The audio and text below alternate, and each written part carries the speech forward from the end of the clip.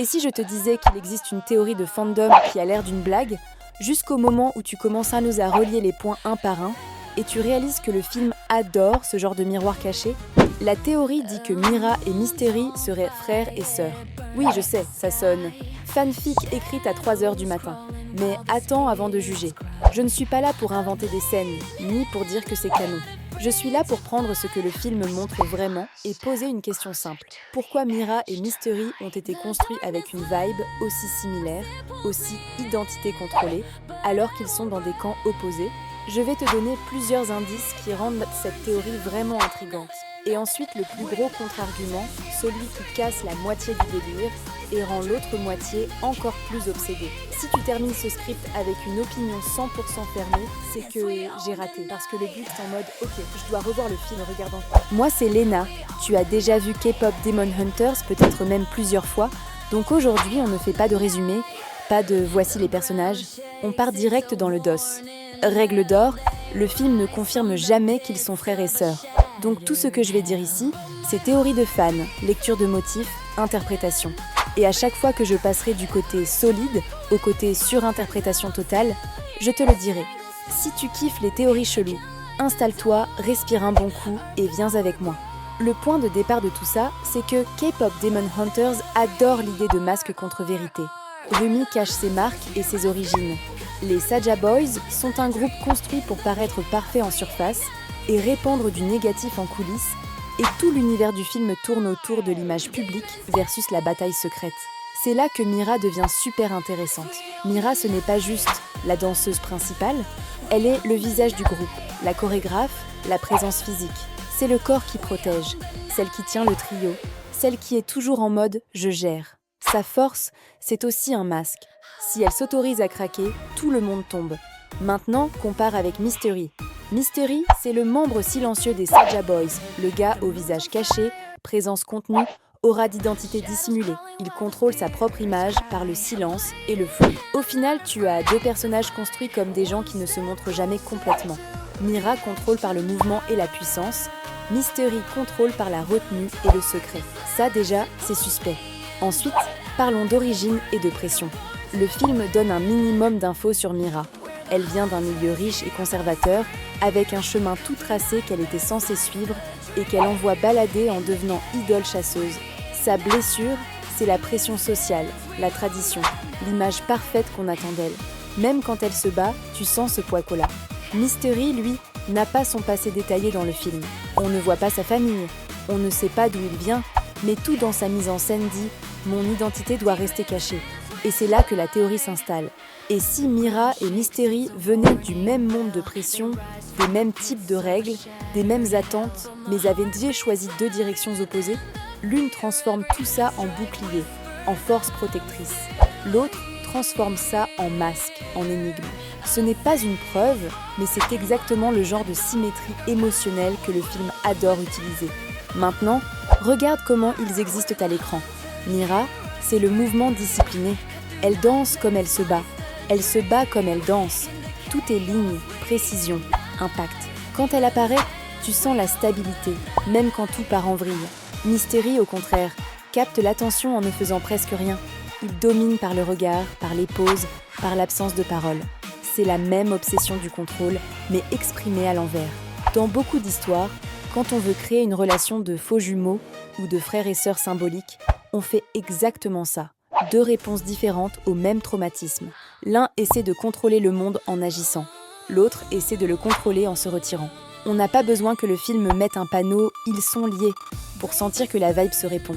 Narrativement, leur place dans leurs groupes respectifs est aussi très parlante. Dans Hunter X, Mira est le bouclier, le corps qui prend les coups, celle qui reste debout pour maintenir la structure, même quand elle est blessée.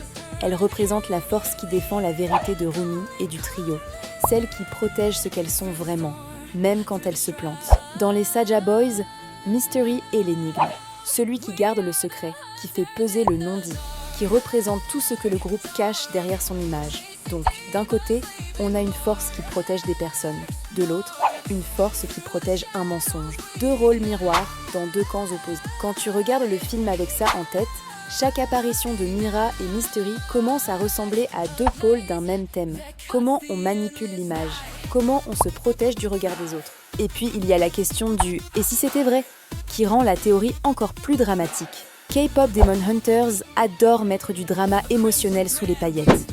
Si Mira et Mystery étaient vraiment frères et sœurs, le film gagnerait un niveau de tragédie supplémentaire sans changer une seule réplique, juste en révélant que ces deux personnages viennent de la même racine. Imagine Mira, la protectrice, découvrant que l'un des visages de l'ennemi a la même origine qu'elle. Imagine Mystery, le gars du secret, qui cacherait non seulement son identité de démon, mais aussi un lien de sang. Ça collerait parfaitement avec les thèmes de honte, de masque, de « je ne peux pas être vu pour ce que je suis ». C'est pour ça que la théorie reste en tête, même si on sait qu'on est en plein sur la zone fanfic. Sauf que là, on va être honnête et retourner l'arme contre nous-mêmes. Si le film voulait vraiment jouer la carte, ils sont frères et sœurs pour de vrai, il aurait sûrement laissé un petit indice plus concret. Un symbole commun, une réaction trop forte, un détail de costume, un nom de famille, un objet partagé, un regard qui dure une demi-seconde de trop. Quelque chose de plus matériel que « ils ont la même énergie ». Et ce genre de trace, on ne l'a pas. Mira a une origine posée, avec la mention d'une famille riche et stricte, mais jamais reliée aux Saja Boys. Mystery, lui, est volontairement laissé comme concept plus que comme personne qu'on déshabille psychologiquement. Le film ne cherche pas à nous raconter son passé, il cherche à l'utiliser comme présence. Donc oui, on est en train de lire des miroirs thématiques, pas de déchiffrer un secret officiel. Et c'est important de le reconnaître.